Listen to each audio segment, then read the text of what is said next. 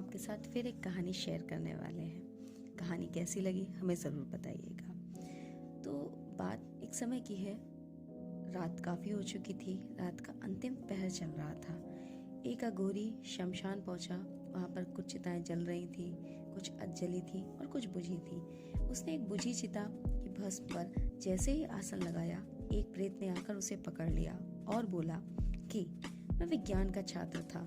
मैंने जीवन पर्यंत विज्ञान को पढ़ा, समझा और उसे अपने जीवन से जोड़ा भी।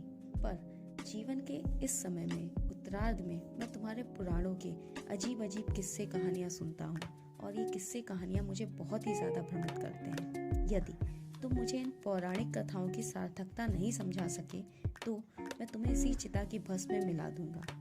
अघोरी बोला, एक कहानी सुनो, मैं तुम्हें कुछ समझाना चाहता हूँ।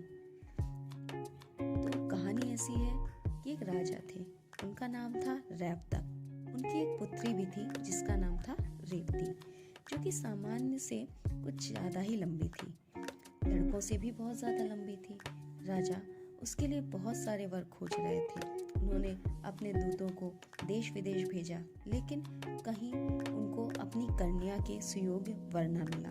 वो बहुत ज्यादा परेशान रहने लगे। थक हार कर राजा योग बल के माध्यम से अपनी पुत्री को लेकर ब्रह्मलोक पहुंचे।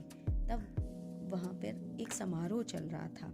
उस समारोह में कई गंधर्व, किन्नर, नर, देवता सभी उस समारोह का पात्र थे।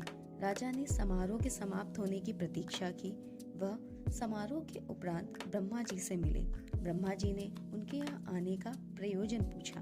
तब राजा रुष्ट होकर बोले कि मेरी पुत्री के लिए तो आपने वर को बनाया ही नहीं है, अब मेरी पुत्री का विवाह कैसे होगा। तब ब्रह्मा जी मंद मंद मुस्कुराए और बोले, जब तुम पृथ्वी पर थे तब तक तो नहीं, पर जिस कालावधि में तुमने यहाँ पर खड़ा होकर इस समारोह का आनंद लिया है, उतनी ही अवधि में मैंने 27 चतुर्युग बिता दिए होंगे।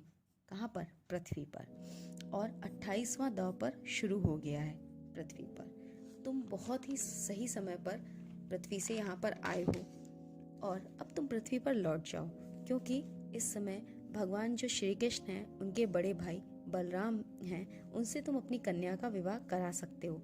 और अच्छा ही हुआ कि तुम अपनी पुत्री को भी यहाँ साथ ले आए हो, तो उसकी भी आयु नहीं बढ़ी होगी।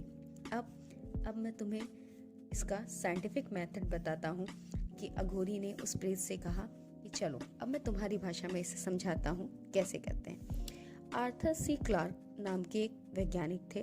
उन्होंने आइंस्टाइन की बुक रिलेटिविटी थ्योरी पर एक और बुक लिखी जिसका नेम था a man in the space, जिसमें उन्होंने लिखा है कि यदि कोई व्यक्ति जिसकी आयु 10 वर्ष है, प्रकाश की गति वाले यान में बैठकर गैलेक्सी का एक पूरा चक्कर लगाता है और पूरा चक्कर लगाने के बाद वापस आ जाता है, तो उसकी एज 10 से केवल 66 साल की होगी।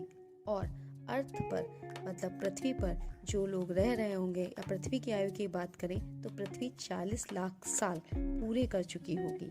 ये आइंस्टाइन की टाइम डायलेशन थ्योरी है।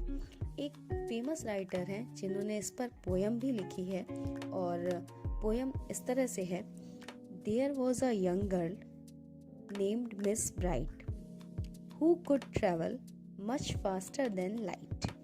She departed one day in an Einstein way and come back previous night। वो प्रेत सुनकर बहुत ज़्यादा आश्चर्यचकित हुआ। बोला, ये तो आप मुझे कहानी नहीं बता रहे हो, ये तो वह पौराणिक विज्ञान है जो हमारी सभ्यता को अद्भुत, अतुलनीय और अविश्वसनीय बताता है। तभी तो आइंस्टाइन पुराणों को प्रेरणा कहते थे। धन्यवाद। हर हर